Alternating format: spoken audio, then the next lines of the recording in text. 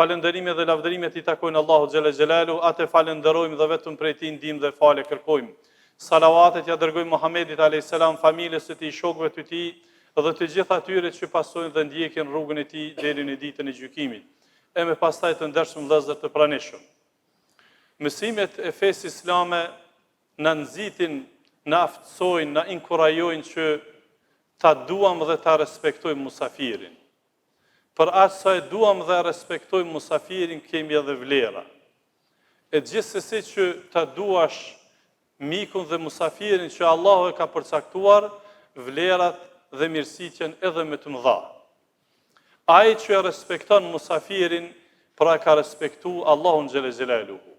Jemi në prag të pritjes së një musafiri të veçantë, të muajit të begat Ramazanit, e ai që e madhron këtë muaj, e respekton këtë muaj, e ka respektu Allahun xhelle xhelaluhu, sepse ai që i madhron simbolet e Allahut, kjo determinon për zemrën e çiltër të tij, siç thot Allahu xhelle xhelalu në suratul Hajj, "Dhalika wa man yu'azzim sha'air Allahi fa innaha min taqwa al-qulub." Kjo tregon se ai i cili i madhron simbolet e Allahut dëshmon për frikë respektin e zemrës.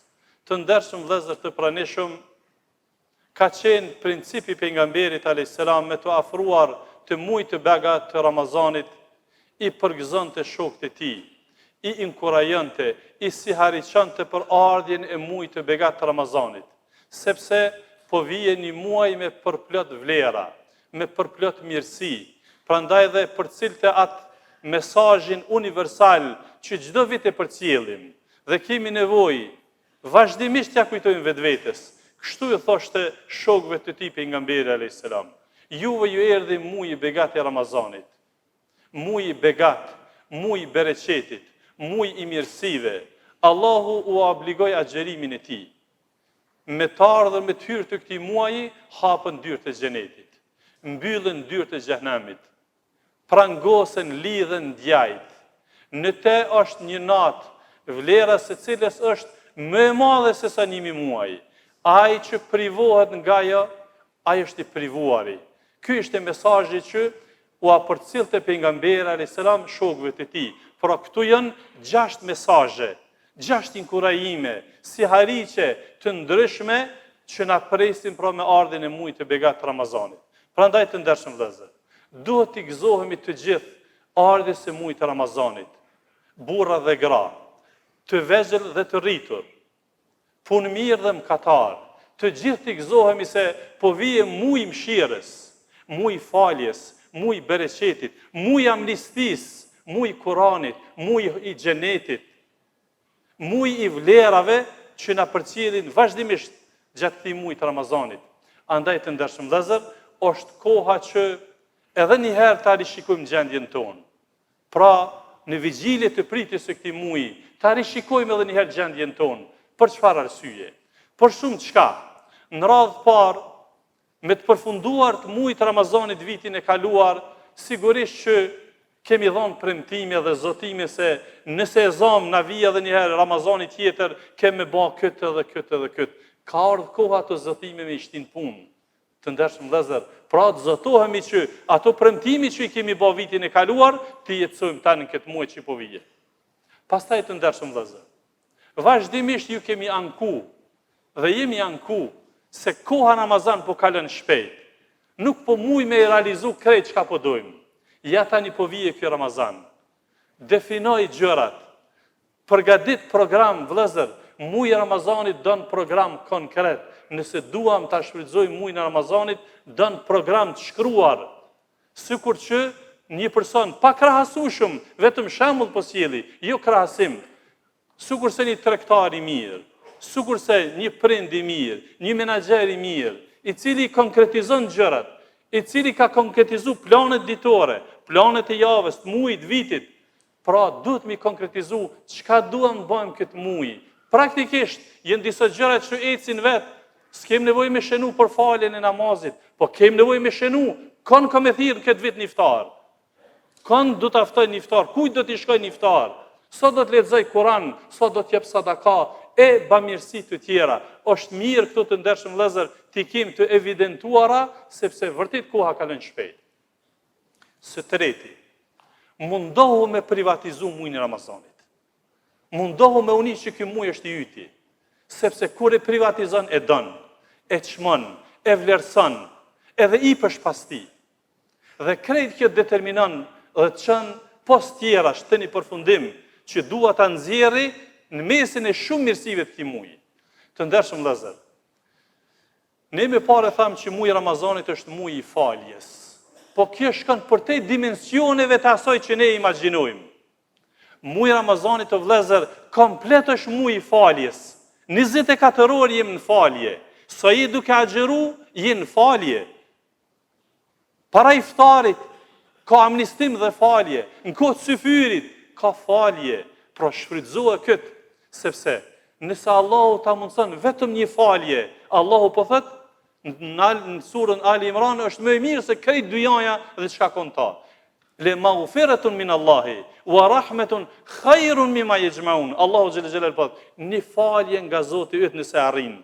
Dhe një mëshirë është më e mirë se këtë pasurie që ju e grumbulloni. Pra me arrit një falje është sukses i madh. Prandaj mundohu me privatizu këtë muaj, sikur është vetëm i yti. Prandaj dhe ruan më shumë dhe përkushtohesh. Pastaj të ndershëm vëllezër, nga rishikimi që do duhej këto çaste me bë, është të bindemi se ky muaj është muaj i përmirësimit, është muaj i ndryshimit. Dhe nëse është ky muaj, është sezon, pra të ndershëm vëllezër, muaji i Ramazanit pas tjerash është sezoni i ndryshimit.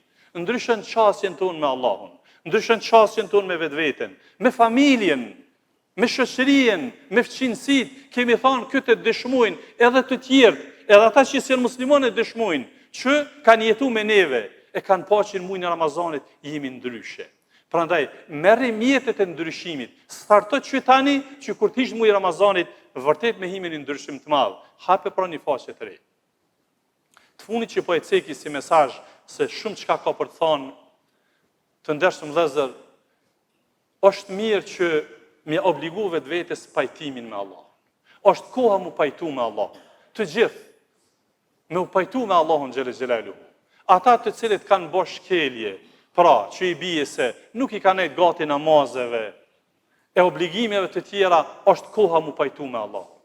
Ata që kanë kry obligimet, po kanë pas mundësi, hala ma shumë e bo mirë, pajtohu me Allahun, kur t'ish në Ramazan, me hi me një faqe të re, me hi në Ramazan me një histori të re, me një qasje ndryshe, dhe krejt kjo determinon të ndershëm vëllezër, që ky muaj pastaj tjetë në favor tonin, pra tjetë në të mirën tonë. Pra këto janë disa mesazhe të ndershëm vëllezër që kërkohet të rishikojmë në prag të këtij muaji, lutim Allahun xhel xhelaluhu që të na vetëdijson, të na aftëson, të pranon veprat tona dhe tuaja dhe të na mundson arritjen e muajit begat Ramazanit. E them këtë që dëgjuat, kërkoj falje për vetvete dhe për ju, kërkoni dhe ju falje sepse Allah është falës i madh. Të ndershëm vëllezër, të pranishëm në pjesën e dytë të kësaj hutbe, po e trajtoj dhe po ju përkujtoj po ashtu me një çështje tjetër, jemi në prag të një date shumë të rëndësishme të vendit tonën gjithve, jemi pranë datës 17 shkurti,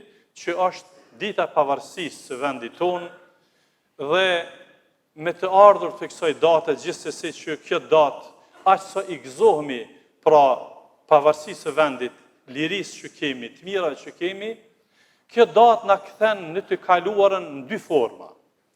Në radhë parë na kthen të kaluarën me përkujtu dhimbjet, vujtjet, vështërsitë, zullumi që na u ka bërë si popull, si këmbë në vazhdimsi, torturat, mbytjet, burgjet dhe problemet të tjera me të cilat jemi përballë, pra sa herë që vije kjo datë, duhet na i përkujton këto, se këtë lirisë që sot e kemi dhe këto të mira që e kemi nuk kanë ardhur rastësisht, kanë ardhur pra me lejen e Allahut pas shumë përpjekjeve, vujtjeve dhe mundimeve.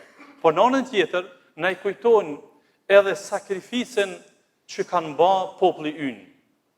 Duke fillu prej familjes Jashari, në krye me komandantin legjendar Adem Jasharin, dhe të gjithë ata që kanë qenë për krah të tij, dhe komandantëve të tjerë, dhe familjeve të tjera të cilët kanë sakrifiku më të dhimbshmen jetën e tyre që ne sot të vim të falmi këtë lirshëm, që ne të jetojmë dhe të punojmë lirshëm, që ne të shkollohemi dhe të martohemi lirshëm, që ne të gëzojmë të mira lirshëm.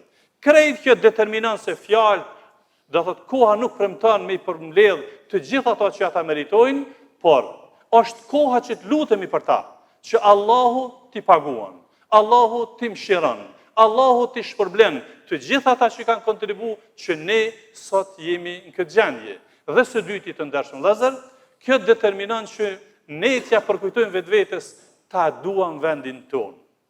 Dhe fjala ta dua vendin ton, vendin tim, ta dua Kosovën, çka i bie konkretisht?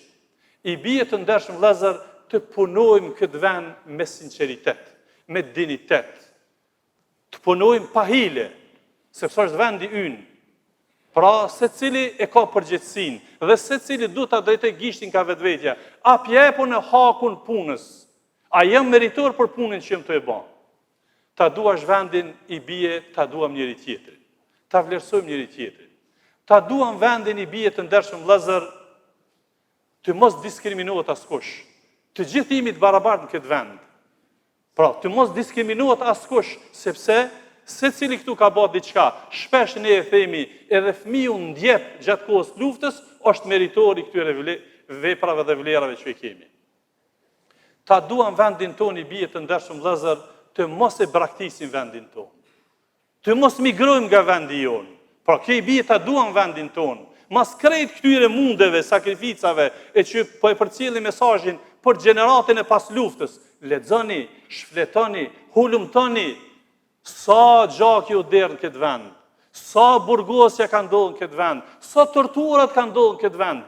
A ja vlen ti pas krejt kësaj që e ke gjetë hazër, e ke gjetë gatshme me lshu vendin për çka? Atëherë kur boshatiset vendi ynë, kush do ta gëzon? Me dashur vendin tonë i bie të ndershëm vëllezër, përfundimisht për shkak kohës po them, është me falendëru Allahun për krejt këto arritje. Sepse Allahu xhele xhelalu është më meritori që ne jemi sot këtu dhe ata të cilët pra janë iniciatorë të këtyre mirësive që nuk ja harrojmë të gjithë. E Allahu xhele xhelalu në Kur'an suratul Hajj thot: "Alladhina in makkannahum fil ardi aqamu s-salata وآتوا الزكاة وأمروا بالمعروف ونهوا عن المنكر ولله عاقبة الأمور." Ata që i kemi bërë stabil në tokë, ju kemi dhënë sukses, i kanë tejkalu krizat, çka do të më bëjnë ata tash? Çka do të më bëjnë? Allahu po na mëson. Çka do të më bëjnë? E falin namazin, e japin zakatin, urdhërojnë për të mirë, nuk lejojnë mu prish vlerat në vendin e tyre, ndalojnë nga e keqja. Allahut i takon e ardhmja.